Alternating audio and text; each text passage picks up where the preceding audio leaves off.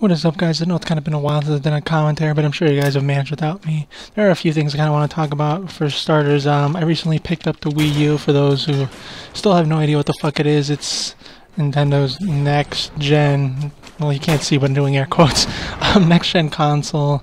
And I kind of picked it up because this year there's actually quite a few Nintendo games that have interested me, you know, stuff like Mario Kart and Super Smash Bros., which I'm really excited for because I'm a pretty huge fucking tryhard in that fucking game. And like I said, I kind of picked it up because of these titles, and I've been scooping up some other stuff like Super Mario 3D World. I got Donkey Kong Tropical Freeze or whatever the fuck.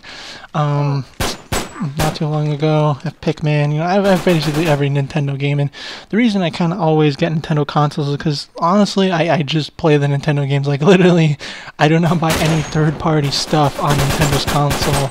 I just use it to play, you know, those Nintendo titles that I can't get anywhere else. And I'm always kind of big a Nintendo fan, if those who don't know, but I'm sure some of you might know that I'm a pretty huge Nintendo fan.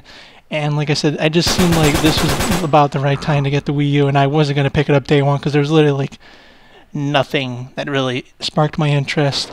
But like I said, I recently got a Wii U. For those interested or know how Nintendo Online works, which I barely do, my Nintendo Network ID, I think that it's called, is GMR Chris. If you're interested in playing with me or something, send a... I don't know if you send a friend request. I think they finally got rid of those terrible Wii code things you had to use for Nintendo DS and the Wii. So I mean, thankfully we have IDs now or whatever. But I'll do a separate video with some, you know, Nintendo-ish gameplay of, you know, my thoughts and impressions on the Wii U. That'll probably be my next video, but I've kind of been debating like whether or not to get, you know, a DS or whatever, because there's a lot of really good games on there, but like as of late, I just really feel like handheld gaming or mobile gaming is just really not for me. I mean, I just don't see where it fits. I mean, if I'm at home, I'm gonna play, you know, console, my PS3, my PS4, which, you know, not really joking, but I actually haven't really been touching my PS4 at all, really, because there's really nothing I really want to play on it. I mean, I kind of want to play Killzone Shadowfall multiplayer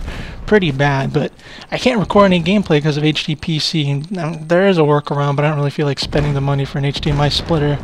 And I'm just so used to recording gameplay all the time, and when I can't, it's just like, I don't even want to play, because literally if I'm playing a single player game or multiplayer game, I'm always recording footage. I don't know why. It's kind of just like I'm used to it because of my setup. Like I think right now my PS3 and my Wii U are both connected to the Elgato, so I mean, there's that. And like I said, I'm just so like used to always recording gameplay. I have so much gameplay from every game I play, basically. And the fact that I can't record gameplay on PS4 is kind of a big to me, and there aren't that many games I want to play. I mean, this month will be Infamous, and I'll be getting Ground Zeroes, which I was going to complain about, but recently Konami came forward and said they're going to reduce the next-gen title cost for Ground Zeroes to $30 instead of 40, so I was on the fence. Now I'm not. Now I'm definitely going to pick it up. But like I said, the PS4 hasn't been getting a lot of action outside of, you know, collecting dust. It's doing a pretty good job of collecting dust, and I've been playing mainly my PS3 and my Wii U, along with, you know, my PC, which I always consistently use. But like I said, I don't really see where the handheld works. Like people are like, oh, well, it's on-the-go gaming. If I am not at home, like on the go, I'm only doing a few things. I'm either at work, I'm either going out to buy something, or I'm out to eat. And like, where does the handheld fit? Like, it's not like I'm going to be playing my DS while driving or something. And I do kind of travel a bit. Like, as of late, I've been traveling a little bit.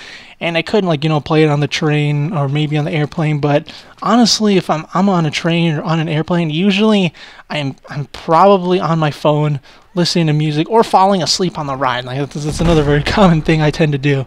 So, like I said, I just don't see where, like, you know, the Nintendo 3DS would fit, even though I really want it because there are some awesome looking games on it.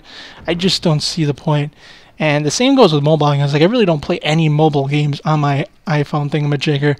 I like never touch anything. I've played Angry Birds a little bit. It's kind of fun, but I just really am not into mobile games. They just don't really appeal to me.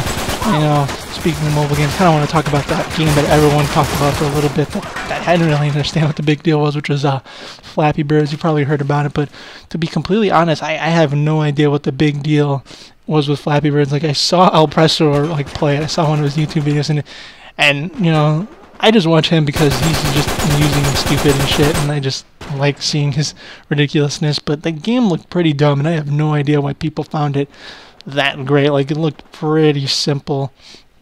But, you know, I guess there was this big deal about, like, how the developer took the game down, and a lot of people apparently were really into it, and I guess he had a lot of weird excuses, like he didn't like how people were getting so addicted to it, and like all these other weird reasons why he took the game down. Maybe he was getting sued by Nintendo for using some of the assets which looked oddly similar to Super Mario, with the pipes and stuff. But I really didn't understand why he took it down. It seemed like a whole ridiculous debacle because the game looked like nothing special. And like if you really took down the game because you were like, oh man, people are getting way too addicted to this, there's a lot worse things to get addicted to than a silly little like game on your smartphone. Like I really didn't understand his logic, and the dude was making who knows how much money concerning how huge and popular that game was. So I do find it a little odd that he took it down, but it is what it is. I don't really know what the hell was going on with that. But there's another thing I kind of want to touch upon that was recently brought up, which was Microsoft jokingly tweeted that they kind of want to get rid of campers, which I'm not really sure if they were serious or not. I'm guessing they're not, since I haven't really heard much about it after they stated it. But I kind of want to talk on campers because I just don't really get what's the deal with people like, oh man, I hate people sit in the corner and just wait there. Like, first of all, is that really the type of camper you're concerned with? The dude who sits in the corner of the map? I know what sitting in the corner of a map is like, and usually if you're just sitting in an obscure corner of the map aiming and waiting for someone, you usually don't cause too many people trouble, except for maybe one guy who just walks by and is playing normally, and then he gets raped by you because you were sitting in some weird corner and you didn't really expect that. Like, I think the type of campers that really irritate people are the ones that lock down spawns and stuff like that. And I mean, it's pretty gay when you spawn camp people and stuff, but I mean, I can't say I haven't done it. I've done it plenty of times, and I know plenty of people do it. I mean, it's kind of just a strategical aspect of the game when you play at a certain level. Like, people are going to want to take control of the spawns because spawns are a huge deciding factor of which side wins, more or less, and people might not like it, but it's gonna happen. It happens in Call of Duty when people like rage at you if you're being stupid, and instead of like just capping 2 flags and you go for all 3, and people are like, oh man, what are you doing? You're ruining the spawn. You basically are, and that's a reason why people complain about it. But when you cap both of the spawns, you know where they're gonna spawn. You can just sit there and kind of let them come to you because you have the objective advantage, you have the position advantage, and you're forcing them into making a play.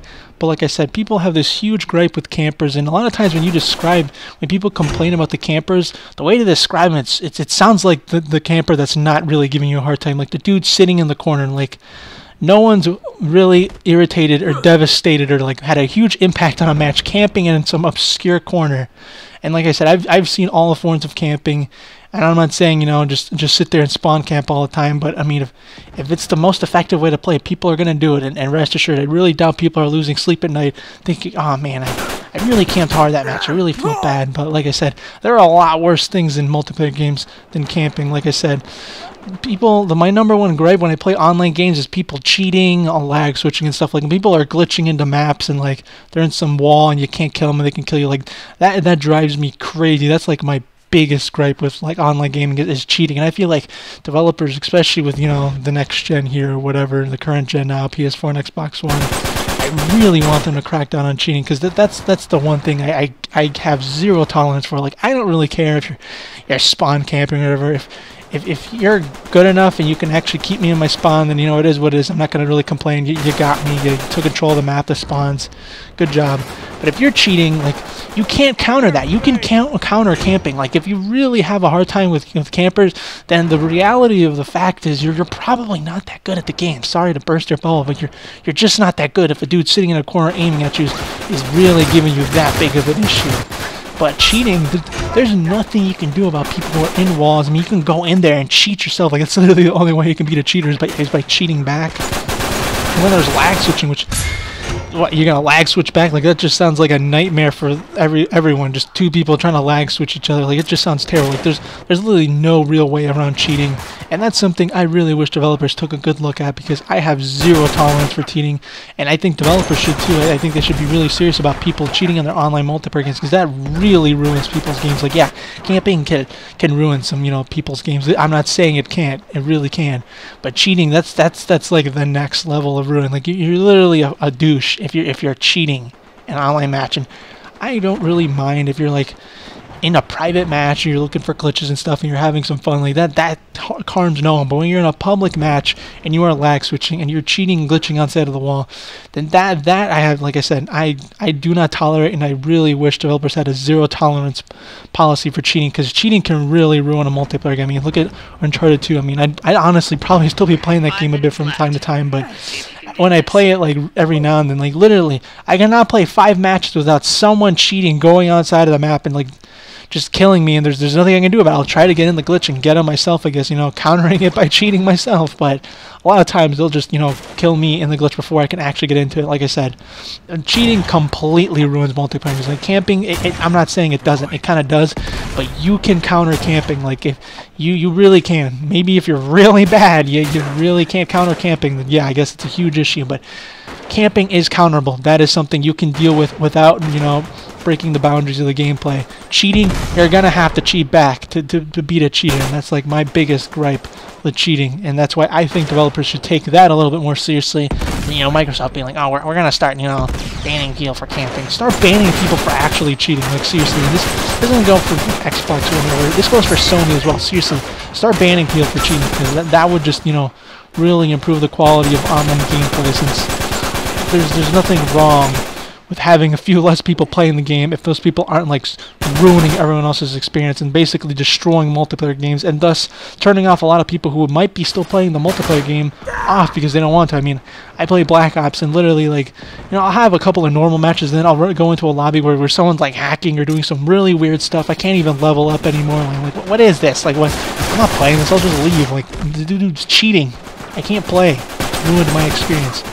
So, I mean, hopefully, instead of, you know, this whole, like, oh, let's just ban people camping, ban people for cheating. Like, seriously, have, like, a very low tolerance for cheating, and start cracking down on those people. And if those people can't play, that sucks. I mean, they chose to, you know, cheat to break the rules, and in turn, you're improving the experience for everyone else who's playing fair and square. But, I mean, that's about it for this little commentary video. I know it's kind of been a while since I've done anything. I'll try to crank out some more consistent, you know, content, since I have tons of gameplay that I should be uploading. I'll probably be uploading a little bit more variety, like Nintendo gameplay now, since I have a Wii U, and that doesn't have HDPC like the PS4. So, you know, if you're into Nintendo gameplay, you know someone that is, maybe you can tell them to look at my channel or something, because I'll be uploading, you know, some, you know, pretty HD gameplay of Nintendo games or whatever. But that's it for this commentary. I hope you guys enjoyed the video, and I'll see you guys later. Peace.